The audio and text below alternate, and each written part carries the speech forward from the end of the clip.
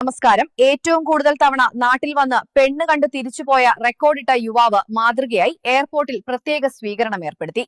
നമസ്കാരം. കടൽ കാണാൻ ബീച്ചിൽ പോയപ്പോൾ തിരമാല വന്ന് ദേഹത്തടിച്ചതിന് തിരമാലയെ തിരിച്ചടിക്കാൻ പോയ അമൽ റിവഞ്ചർ നിര്യാതനായി.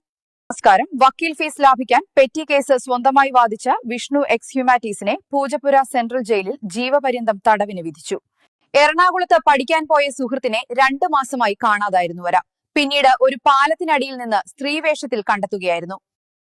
കൊല്ലം ജില്ലയിൽ മാങ്ങ വാങ്ങിയപ്പോൾ മാങ്ങയ്ക്ക് അണ്ടിയില്ല എന്ന് പറഞ്ഞ് കടയുടമയെ തല്ലിച്ചതച്ച അഭിജിത്ത് കൊല്ലം ഫ്യൂറി അറസ്റ്റിൽ. ബീച്ചിൽ പോയി തിരമാലയടിച്ചപ്പോൾ അതിനെ തിരിച്ചടിക്കാൻ പോയ അഖിൽ എന്ന നീന്തലറിയാത്ത യുവാവിന് ദാരുണാന്ത്യം. സ്കൈ ഡൈവ് ചെയ്യുമ്പോൾ പാരച്യൂട്ട് യൂസ് ചെയ്യണമെന്ന് പറഞ്ഞതിന് പാരൂട്ട് എണ്ണ വാങ്ങി തേച്ച് പ്ലെയിനിൽ നിന്നും എടുത്തു ചാടിയ വിഷ്ണു അതിബുദ്ധി നിര്യാതനയായി. നമസ്കാരം. പ്രധാന വാർത്തകൾ. ആദ്യ രാത്രിയിൽ ഡോറടക്കാൻ നേരം ഇനി ആരെങ്കിലും കേറാനുണ്ടോ എന്ന് ചോദിച്ച സിജോ ഫോർട്ട് കൊച്ചി കണ്ടക്ടർ വീട്ടുകാർക്ക് മാതൃകയായി. സ്വന്തം കാമുകിയെ തട്ടിക്കൊണ്ടുപോകുന്നത് നോക്കി നിൽക്കാൻ കഴിയാതെ അക്ഷയ് കണ്ണടച്ചു നിന്നു.